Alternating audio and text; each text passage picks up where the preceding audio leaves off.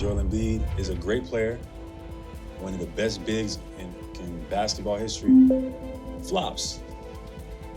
He know it. Joel Embiid is at the center of a storm the league can't ignore anymore. From public callouts to on-court confrontations, the flopping debate has reached a breaking point. Now, with a shocking lifetime ban reportedly announced, everything about how the NBA handles the game is about to change.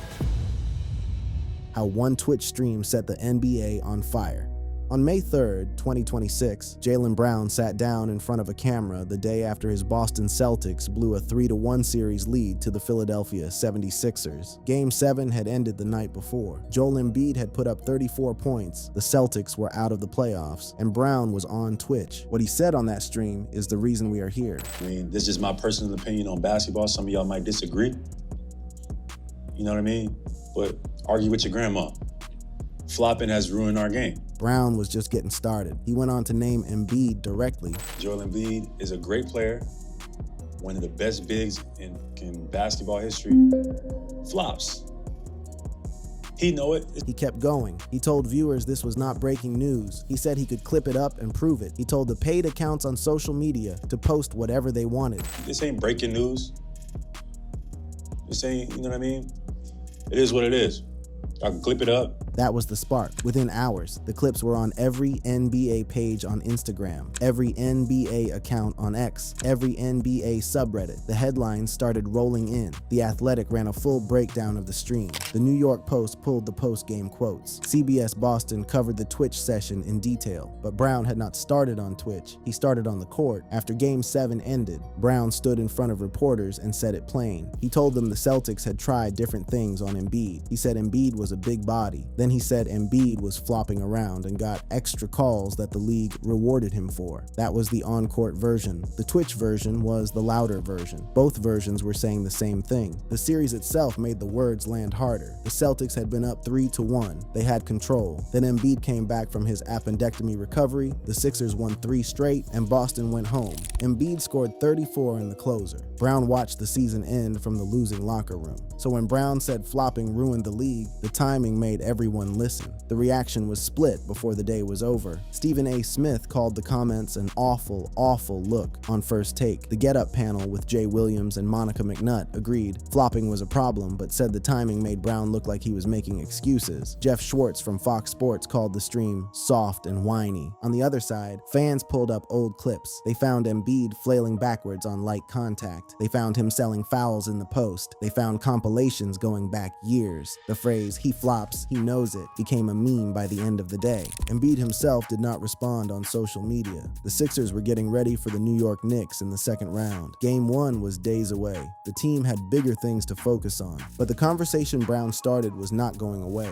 It was getting bigger by the hour. By May 5th, Knicks fans were piling on with their own jabs on X. Old quotes from other players started getting recirculated. Old footage from old games started trending again. Devin Booker's name came back up. So did Andre Drummond's. So did the Houston Rockets coaching staff. Brown's words had pulled a thread that ran through years of Embiid's career. And once that thread got pulled, the whole sweater started to come apart on the timeline. The Booker confrontation and the players who said it first. Jaylen Brown was not the first player to say it. He was just the loudest in the most recent moment. 3 months before that Twitch stream, Devin Booker had said almost the exact same thing on the floor in real time during a game in February 2026. The Phoenix Suns were playing the Sixers on February 8th. Booker and Embiid got tangled up after a no call. Booker thought it was a flop. Words got exchanged. Both players got hit with technical fouls. After the game, Booker explained what he had told Embiid on the court, and the explanation was almost word for word what Brown would say 3 months later. Into it with him a little bit at halftime. Told me he's too good of a player to be flopping like that. Booker did not stop there. He pivoted to respect, but the criticism stayed. But, we had Olympic experience together, somebody I have high respect for. And just competition. This was the same script Brown ran on Twitch. Praise the talent, acknowledge the resume, then deliver the cut. Booker called Embiid too good to flop. Brown called him one of the best bigs in basketball history who flops anyway. The structure of the criticism was identical, 3 months apart, from 2 different stars in 2 different conferences. That should tell you something. When 2 players this far apart in geography and circumstance land on the same exact framing, it is not a coincidence. It is a consensus. The framing matters because it is the smartest version of the criticism. Calling Embiid a bad player would get you laughed out of the gym. He is a former MVP. He has led the league in scoring. He has been an all-NBA selection year after year. The numbers are not up for debate, so the players who want to call him out on the embellishment have to thread the needle. They have to honor the talent first, then point at the part of the game they want fixed. Booker did it. Brown did it. The pattern is now visible, and it goes back further than Booker. Roll back to January 22nd, 2026, 3 weeks before the Booker incident. The Sixers were playing the Houston Rockets. Embiid had drawn 9 free throws in the first half alone. Houston's coaching staff was watching it pile up, and they were not happy about it. Royal Ivey, the Rockets' assistant coach, said it loud enough at halftime that reporters caught it. He called it foul baiting and said the situation was crazy. He said Embiid wanted to play offense and nothing else. He said the way to fight back was to make Embiid guard somebody on the other end. The Rockets broadcasters were on the same wavelength on the air. They told viewers Embiid was foul baiting and that everything was getting called a foul. Ivey was not a star player venting after a playoff loss. He was a coach in January, in the middle of a regular season game, in a market not known for its NBA volume. And he was already pulling out the same complaint that would dominate sports talk in May. That is 3 different incidents from 3 different basketball voices in 3 different parts of the country, all in a 4-month stretch. Houston in January, Phoenix in February, Boston in May. Embiid is the common thread. The pattern goes back further than 2026 too. In 2018, the Sixers played the Detroit Pistons in a tight game that ended in overtime. Andre Drummond made what looked like light contact with Embiid going up for a hook shot. Embiid sold it. He flailed backwards. He fell hard. The officials gave Drummond his second technical and ejected him with under a minute left. The Sixers ended up losing the game 133-132 in overtime, but the play was the talking point. Pistons coach Dwayne Casey called Embiid a bully who flopped. He said he sent the video of the play to the league office. The NBA reviewed the tape overnight. The next day, the league rescinded Drummond's technical foul and issued Embiid an official flopping warning. That warning, the only formal flopping warning Embiid has ever received in his entire career, came from this play. Andre Drummond went on social media after the league ruling. He said the warning showed what kind of player Embiid was. It was sharper than Booker's framing and louder than Ivey's halftime quote, but it was the same accusation. 8 years apart, the words barely changed. That is the part of this story that matters. The Brown Twitch stream did not invent a new criticism. It put a fresh coat of paint on an old one. And the criticism has stuck around for almost a decade because every time Embiid is at the center of a big game, somebody new picks it up and runs with it. The Heat broadcast.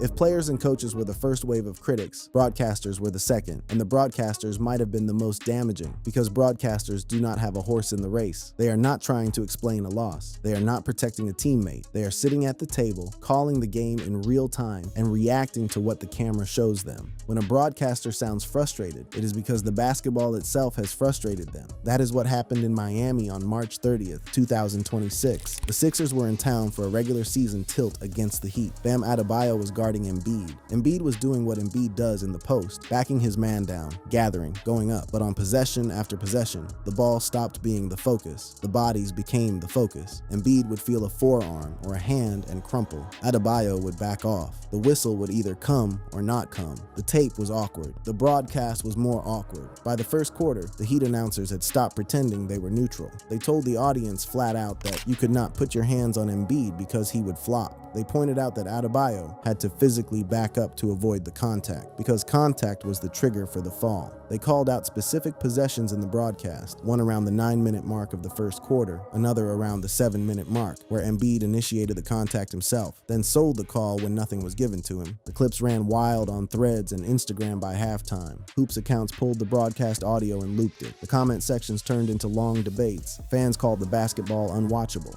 Other fans called it disgusting. The 76ers lost the game 119-109. Embiid scored 26 on 25 shots. The score did not matter. The optics did. What made the Heat broadcast different from the Brown Twitch stream is the absence of any real grievance. Miami was not eliminated by the Sixers that night. The Heat were not down 0-3. The announcers were not losing a series. They were calling a regular season game in March, and they still could not hide their frustration. That is the part that bothered people. When a player complains after a loss, you can write it off as sour grapes. When a Hall of Fame voice in a TV booth complains about how the game looks, you have to take the complaint at face value. The Heat broadcast was not even an isolated moment. Pro Football Network ran a piece around the same window, tracking the same kind of reactions building around other games. Bulls fans had their own complaints about how Embiid was getting whistled. Reddit threads on r/NBA turned into long Embiid debates every time he touched the box score. The same words kept showing up: foul baiting, flopping, embellishment, unwatchable. The vocabulary had calcified.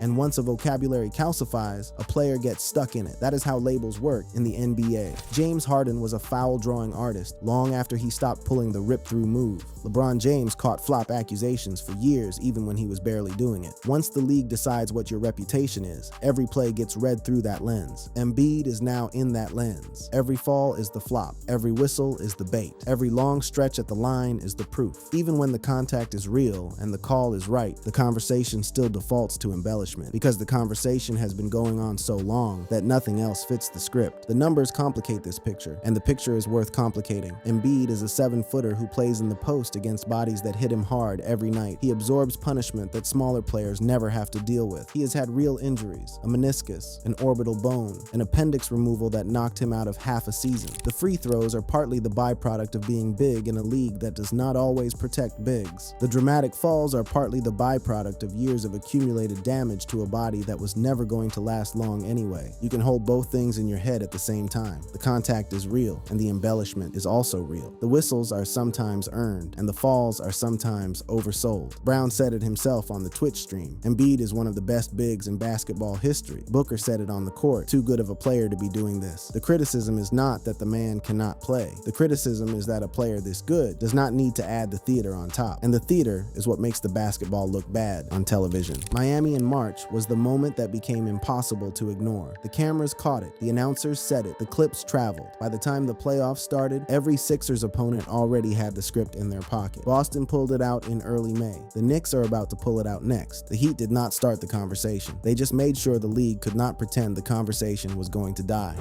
The numbers don't lie.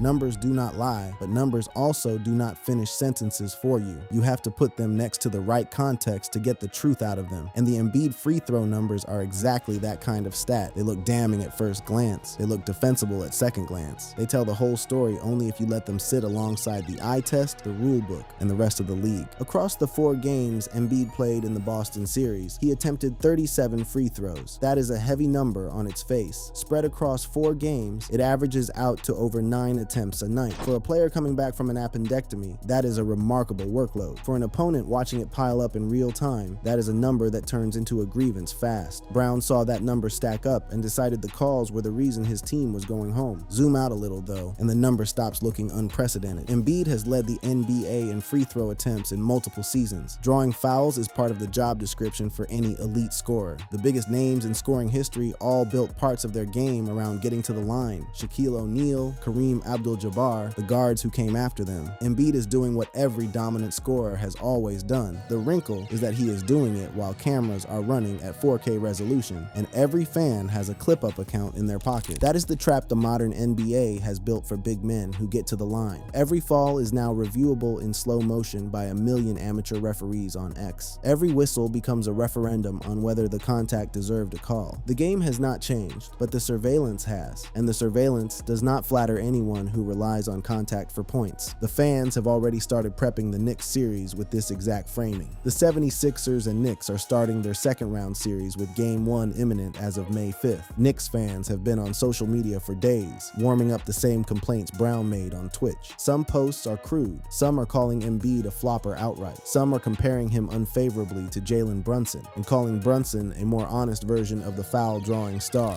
Josh Hart, the Knicks guard, touched on the fan dynamics around ticket sales and the buzz, but the players themselves have not yet jumped into the Embiid discourse the way Brown did. That will probably change once Game 1 tips off. The pattern is predictable now. Embiid gets to the line. The opposing fan base loses its mind. A clip goes viral. A panel show picks it up. Stephen A. Smith yells about it on TV. The cycle starts again, and every cycle adds another layer to the reputation until the reputation outweighs the actual basketball. Brown's Twitch stream was not just the latest layer. It was the layer that pushed the conversation past basketball basketball and into the wider sports media ecosystem. Once Stephen A. weighs in, you are not having a basketball debate anymore. You are having a culture debate. And once you are in a culture debate, the actual film of the actual plays stops mattering as much as the vibe of the takes. Embiid is now in that vibe. The Knicks series will be played inside that vibe. Every whistle in the Garden is going to get screamed at. Every fall is going to get clipped. Every replay is going to get debated by people who have already made up their minds before the ball goes up. You can see the heat building in the social posts already. Some accounts are calling for the league to do something. Some are calling for fines. Some are calling for technical fouls in real time, which the league actually has the authority to issue under its current flopping rules, even if it almost never uses them. The rules have been on the books since the 2012-13 season. First offense gets a warning. Subsequent offenses start at $5,000 and go up from there. Real-time technical fouls for flopping are technically allowed, but in practice, the league reviews everything after the fact and almost always settles for the warning or the fine. There has never been a suspension tied to a flop. There has never been a serious fine that hurt a player's bank account. The system is paper thin, and everybody knows it. Brown knows it. That is why his Twitch comments included a line about referees having an agenda and targeting him. He was not just complaining about Embiid, he was complaining about the entire enforcement architecture. The Twitch rant was a complaint about the rules that govern how Embiid plays as much as it was about Embiid himself, and that is the part that the panel shows missed when they jumped on him for sour grapes. Brown was making a wider argument. The argument got swallowed by the timing. The bigger debate, the one Brown was actually trying to have, is whether the NBA has any real interest in cleaning the game up. The answer based on the last 14 years of evidence is no. The league has had the rules in its hands the entire time. It has barely used them. It has issued more press releases about flopping than actual punishments. Every time a star gets accused, the cycle runs, the noise dies down, and the next game tips off as if nothing happened. That is where the Knicks series is going to land. Embiid is going to play. The whistles are going to come. The clips are going to fly. And nothing is going to actually change until the league decides it wants change. So far, the league has not decided.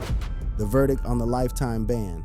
Now we get to the part of this story that needs to be said straight, because the title of this video has been hanging over every word so far. A lifetime ban is what we said at the top. A scandal that changes everything is what we promised. So let's check the receipts. The receipts say no. There is no lifetime ban. The NBA has not announced any suspension, any fine, or any new disciplinary action against Joel Embiid in connection with flopping in 2026. The only formal flopping warning of his entire career came in 2018 after the Andre Drummond incident, and that was a warning, not a fine, not a suspension, and obviously not a ban. The 2026 season has produced 0 new league penalties against him for flopping. Every report we have looked at confirms the same thing. The Athletic, ESPN, The New York Post, CBS Boston, Yahoo Sports. None of them are reporting a ban, because there is no ban to report. What is real is everything else we covered. Jaylen Brown did call him a flopper on Twitch and on the court. Devin Booker did say it on the floor in February. Royal Ivey and the Rockets coaching staff did call out the foul baiting in January. The Miami Heat announcers did sound disgusted on the broadcast in March. Andre Drummond and Dwayne Casey did call him a bully back in 2018. The criticism is real, and it has been building for years. The reputation is real. The frustration is real. The clips are real. The ban is not. So why is everybody acting like something major is about to happen? Because the basketball world treats every Embiid moment like it is the breaking point, and it never actually is. The cycle is the same every time. A star says something on a stream. A panel show picks it up. The clips go viral. Twitter or X explodes. The Sixers play their next game. Embiid scores 30. The cycle resets. The league does nothing. The media moves on. That is what is happening right now in May 2026. The Brown Twitch stream is the latest peak. It is loud. It is quotable. It is going to dominate the Knicks series coverage for the next 2 weeks. But it is not going to result in a lifetime ban. It is not going to result in a fine. It is probably not even going to result in a memo from the league office, because the league has not acted on this stuff in 8 years, and there is no reason to think it will start now. The honest version of this story is simpler than the headline version. Joel Embiid is one of the best players of his generation. He plays a style that draws fouls, and he sells some of those fouls harder than he needs to. Opponents have been calling him out for it for the better part of a decade. The most recent wave of criticism is the loudest one yet, but it is part of a pattern, not a break from one. The NBA has rules against flopping that it almost never enforces, and there is no sign that is changing. Embiid will keep playing. The Sixers will keep advancing or not advancing on his shoulders. shoulders. The complaints will keep coming. What might actually change is the league's appetite for cleaning up the foul drawing game in general. Brown's Twitch comments touched on referees and agendas, and that part of the conversation does have legs. There is a real argument that the modern NBA has tilted too far toward whistles and not far enough toward letting bodies play. That argument is bigger than Embiid. It is about Harden, it is about old LeBron, it is about Trae Young, it is about every star who has built a piece of his game around the line. If the league ever does anything serious, it will be a rule change that affects everybody, not a punishment aimed at one player. The lifetime ban premise of this video is the one thing in the whole story that is not real. Everything else around it is real. The Brown stream happened, the Booker confrontation happened, the Heat broadcast happened, the Drummond ejection in 2018 happened. The reputation is earned, fairly or not. The debate is alive. The Knicks series is going to be the next chapter, but the ban is a headline that does not exist outside of this video. And that is the part you needed to hear straight after sitting through everything else, because the rest of the story deserved to be told before the verdict landed. The next time Embiid steps on the floor against the Knicks in Game 1, every fall will get watched twice. Every whistle will get screamed at. Every moment will get clipped. That is the reality of being Joel Embiid in 2026. It is not a ban. It is something worse in some ways. It is being the player whose every move is treated as evidence in a trial that never actually happens. That is where this story really ends, not with a ban, with a label. Found this information exciting and unbelievable? Be sure to check out other similar and amazing videos on the screen. Thanks again for watching. I'll see you in the next video.